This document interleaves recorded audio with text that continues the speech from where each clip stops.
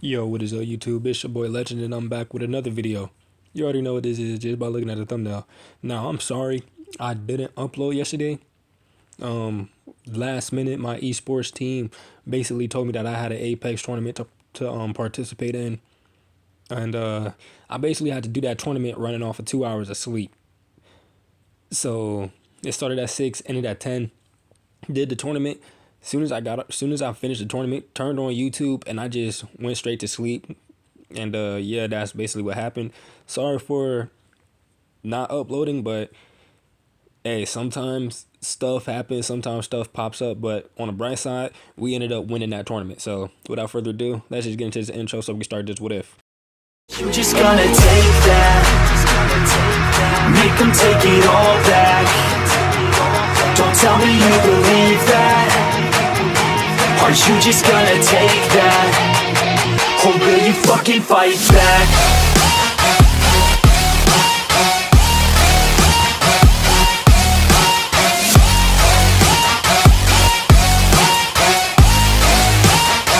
Or will you fucking fight back?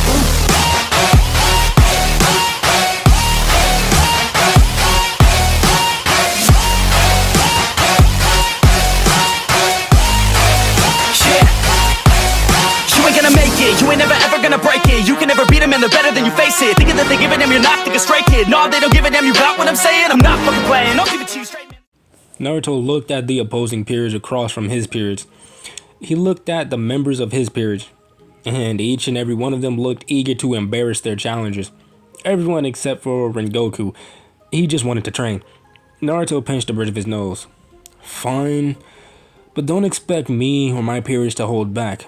No killing blows and no intentional fatal blows. That's the only limitations.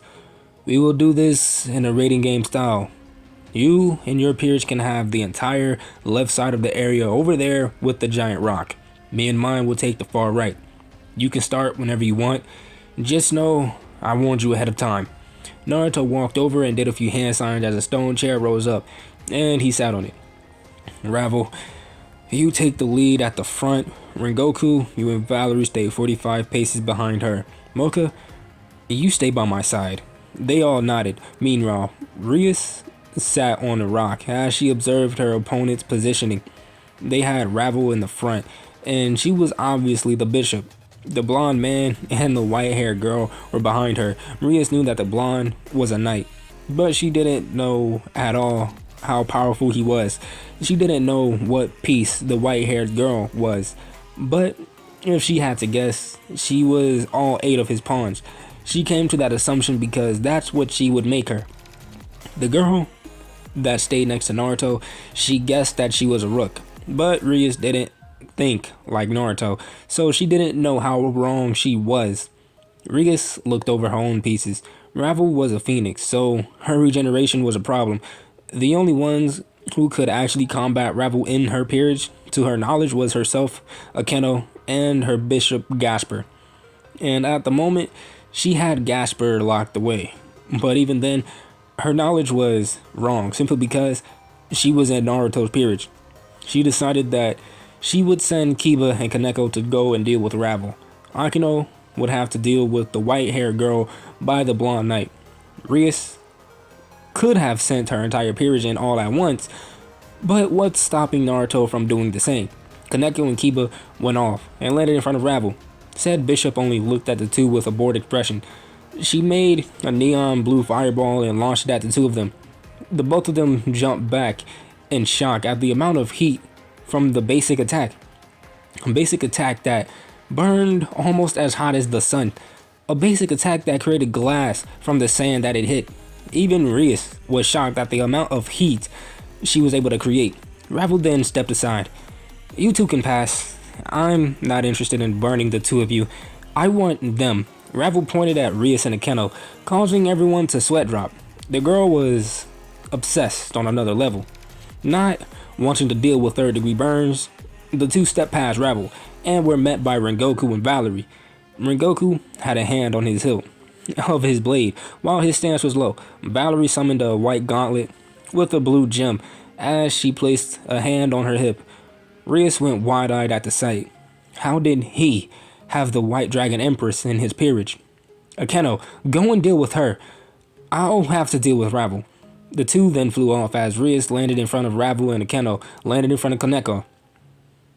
Seeing this, Naruto laughed. Between his knight and rook, his knight was the bigger threat. Ravel launched her magic at Rias, but it only dissipated as it was overpowered by the power of destruction. Ravel smirked as she added more magic into her next attack as the flames became a darker blue and increased in temperature. Rias was forced to move due to the heat. Yes, her power of destruction could vaporize the fire, but the immense heat would still remain. Ria's eyes began to glow red as she started to get serious, and Ravel sprouted blue wings of fire from her back. She was also getting serious as she began to form a neon flame in her palms. Feeling the two devils raise their aura, everyone looked over. Everyone in Rias' peerage was surprised that Ravel was easily matching Rias, who was getting serious in terms of aura strength. Ravel, I think you proved your point. Now just let the little grummery pass. Besides, Sona would kill me if you hurt her. Ravel puffed her cheeks out cutely as she stepped aside. Rias, however, was embarrassed. She was literally saved by Naruto, and it wasn't even because of her. It was because of Sona. Naruto continued to sit there as his eyes got a green pigmentation around him. Meanwhile, Akeno and Kaneko slid back. Their clothes were basically blown off as only scraps were left. Naruto looked over at the girls. Both of you sit out. If this were an actual game, the two of you would be eliminated due to your injuries. Both Akeno and Kaneko looked at each other as they stepped down from the Dragon Empress. Naruto turned his gaze to the other fight. Rengoku, stop holding back. Said Knight jumped away from Kiba. Yes, Naruto. Naruto simply smiled. Rengoku then moved off in a trail of fire as he appeared behind Kiba. Kiba's mouth was agape. He didn't even see him move. Rengoku was still holding back as he lowered his stance. He was barely even going 55%. Flame breathing. Second form. Rising scorching sun. Kiba turned to block. And that's when he heard it. Don't block that, pretty boy. He has the strength of 6 rooks. Kiba's blade was cut in half as Rengoku sheathed his blade and bowed. You put up a great fight, young knight. But you still have a lot of growing to do. Kiba was rendered speechless. He just slumped to the ground. He never stood a chance. The entire time he was going all out, but his opponent treated him as a child. Naruto chuckled at the defeated look of Rias' peerage. They didn't even make it to Mocha and him, and they already looked like this. Okay, every one of you will be needed now, simply because Mocha isn't one to hold back unless I tell her to. Mocha stepped forward, her arms folded underneath her bosom, as she looked at all of them with a bored look. Rengoku, Ravel, Valerie, you all can take a break, just watch the show. Mocha then sidestepped and flipped as a lot of swords emerged from the ground. She landed and raised a single knee, blocking a punch from Kaneko, all with her hands folded. Mocha smirked at Kaneko as she looked down at her. You're a lot stronger than you look, but you're currently in my way. Mocha then extended her leg more as she kicked her up into the air as everyone looked up. Damn, was that necessary, Mochan? Mocha blushed at her little pet name, but said nothing. She batted away a bolt of lightning as it hit a nearby rock, shattering it to pieces. Naruto whistled. Rias and Akeno then threw a combo attack at Mocha as she looked at the purple spear of destruction and lightning coming at her. She then did something that shocked everyone. She grabbed it out of the air as if it were a ball before squeezing it, causing it to burst. She looked down at her hands that was slightly singed inside. She turned to look at her king as if asking for permission. What? I didn't tell you to hold back, so go ahead. Mocha grinned as she turned to the group. A yellow glow erupted from her as she spoke 3 words. Promotion to queen. She then blinked before she looked up. She extended her left arm as she caught Kaneko by the back of her shirt. Mocha rose an eyebrow. This girl now had cat ears and a tail. Naruto stood and walked over. patting the small Neko girl by the ears, calming her as she began to purr. Okay, Mochan, I think you did enough flexing. Now it's my turn to flex. Mocha sighed and demoted herself back to pawn.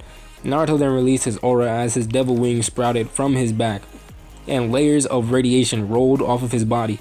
Naruto appeared in front of Kiba, poking him in the solar plexus. For a knight of your level, your speed is good, but your strength and flexibility need a lot of work. Fix those, and then you could make Rengoku actually try. Kiba then flew back with the force of the poke as he slammed into a rock. Naruto then vanished and appeared behind Akeno with his hands in a tiger hand seal as lightning began to spark around his fingers. As for you, sexy sadist lady, you think just because you're the queen of a peerage that you can focus on one area. If you were in my peerage, you would be a bishop. How are you the queen, but you're only average at the area you specialize in?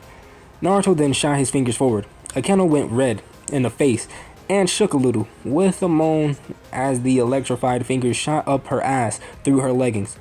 Akeno rocketed towards Mocha, who sidesteps so she wouldn't have to catch the busty brunette.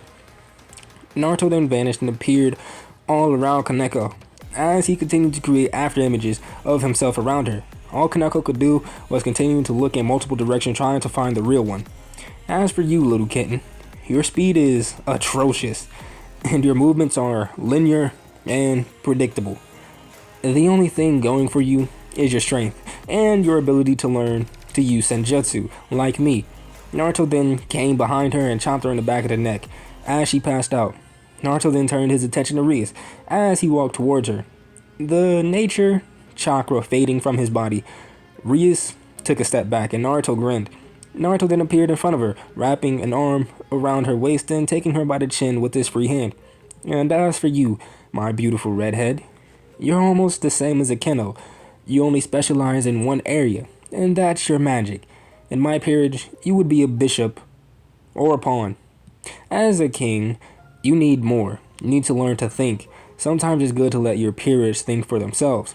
But when fighting a tougher opponent, you need to think with them and let them throw attacks with no purpose.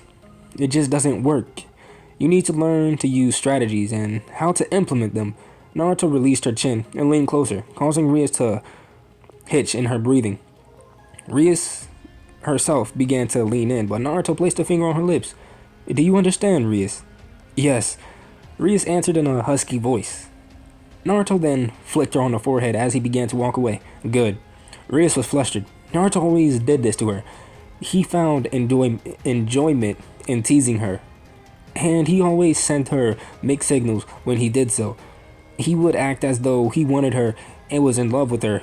He would riz her up and get her all hot and riled up, and then he would just pull away, as if she were just some common civilian he hardly knew. She didn't want to admit it, but she was starting to develop a deep crush on Naruto. She knew he was a flirt, but she also knew that he wasn't some womanizer. He wasn't interested in women because of their bodies. He was kind and caring and supportive. Sona is who told her all of this, and now she was seeing it for herself. He made her forget about her arranged marriage between her and Riser. Rias then heard Naruto talking to some of his peerage members. Nice work, Ravel. Your control over your magic output has improved a lot. It can be better, but it's a good improvement nonetheless. Just work on the timing of the output, and you're golden. Ravel nodded with a smile. Wow, I like what I saw. You minimized how much you used your sacred gear, and relied more on your own abilities. I'm actually glad I made you my rook. Valerie looked at Naruto before looking away with a red face, muttering a thanks as she remembered their first encounter. Naruto then walked up to Mocha. Nice flex, Mochan. You literally took on the entirety of her peerage and basically won. You looked very impressive and elegant. Mocha smiled and turned. Flatterer. Just then, Rias got a call as she looked to see who it was. She didn't answer it. Riatan. Rias held the phone away from her ear before bringing it back. Brother, now is not a good time. I'm learning from Naruto. He has very good advice. There was a silence for a moment before a scream broke out on the phone. What? How are you learning from someone like him? He isn't capable of teaching you. Rias glared at the phone. He's more than capable. He already gave advice to us on how we could improve. He even showed us the power of he and his peers, though none of them went all out. This shocked the Satan. Naruto having a peerage? It was laughable, but he knew his sister wouldn't lie. But Serzek saw this as an opportunity. Who are his pieces? Is there anything noteworthy about them? Serzek was not expecting the answer that Rias gave. How about you ask him yourself if you're that interested? Rias then hung up and huffed. Looking up, she saw everybody was looking at her. Rias went red with embarrassment as Naruto walked up to her. What was that about? Rias turned to Naruto and told him what happened. And it tugged at his heartstrings just a little bit. She kept his peers member's secret from her brother when she told him everything. Why didn't you tell him what he wanted? Rias scoffed. He isn't going to insult someone I like and then ask me for information about them like some spy. Even if he didn't insult you, it's not my business to tell. Rias said this all, realizing exactly what she said only afterwards, as she became red in the face. You would disobey the Satan to keep my peerage member's secret, all because you have a crush on me. Rias nodded weakly as she looked away. Naruto smiled. Keep being loyal when there is no need to, and I may just marry you. Rias became redder and spoke in a weak voice that didn't fit her at all. Stop joking, Naruto. It's not funny to play with people's emotions. Naruto grabbed her by the hips, causing her to look up at him as he leaned in and kissed her. Rias went wide-eyed with shock. There was no way this was happening. The person that she was infatuated with and borderline obsessed with was kissing her. Without knowing it, Rias wrapped her arms around Naruto's neck as she deepened the kiss. She was enjoying herself, and everyone else looked on at the two in utter shock. Rias and Naruto were literally making out in front of them. Rias suddenly broke the kiss, face flushed, and looked as if she did something wrong. We should stop. Your Sona's... She was cut off by Naruto. Shut up. Sona already gave you permission. Naruto kissed Rias again, this time picking her up and holding her by her thighs as she wrapped her legs around his waist. The kiss began to get more and more heated with their passionate embrace. Time skip. 1 week later, off in an abandoned church, a 5-winged fallen angel stood in the middle of an aisle. Another fallen angel then walked up behind. Why did you call me here, Gabriel? Gabriel turned around to face the new arrival. It took you long enough to get here, Rainier. Azazel wanted you to go on a secret mission. You are to observe a boy named Issei Hyodo. Here is his picture. He is supposed to have a sacred gear. Rainier took the photo.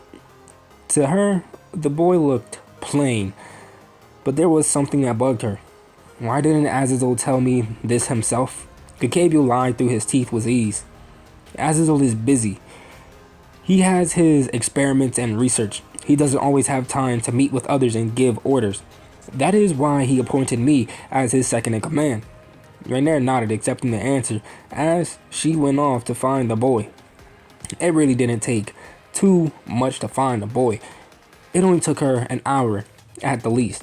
She watched him from afar and quickly found out that he was a pervert. She watched him in public, at his home, while he was at school. She watched him everywhere. Currently, she was watching him for 2 days. At the moment, he and his friends were locked in his room with some adult content playing on the TV as they all had their junks out doing things to themselves. Rainier was deeply disturbed by this.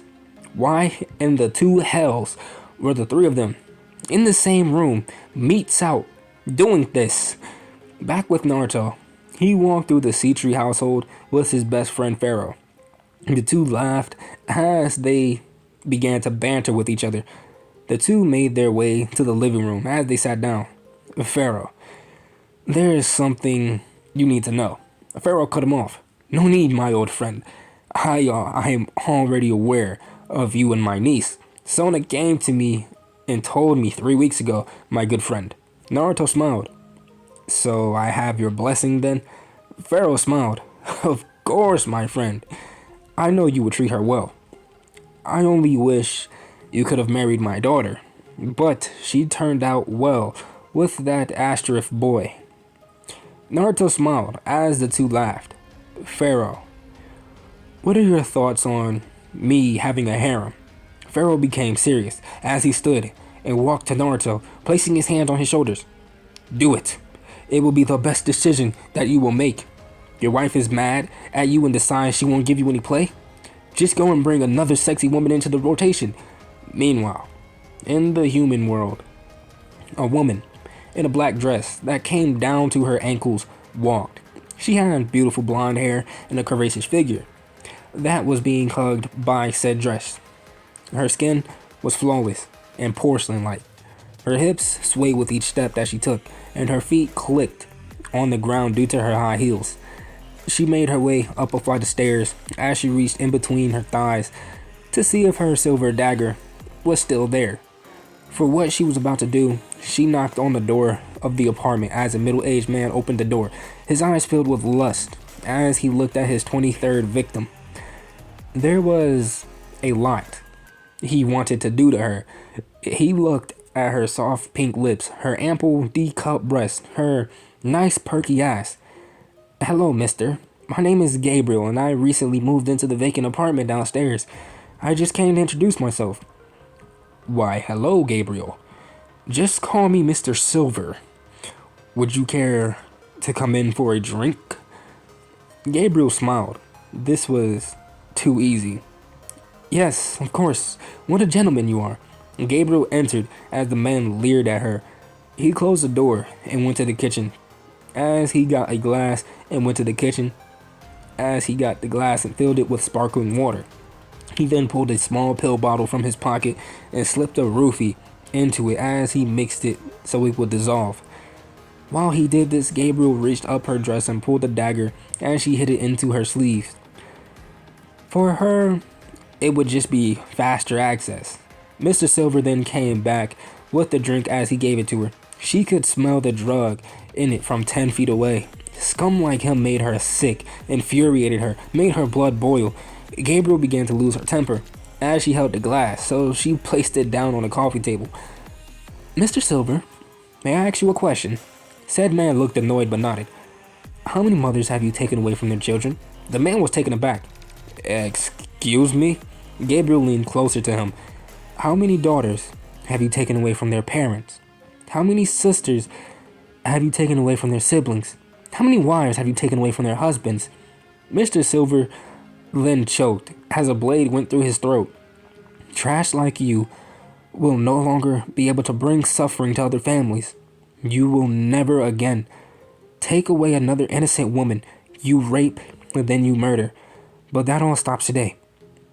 And I, as an angel of darkness, will make sure of that. With that, Gabriel ripped her dagger from the man's throat.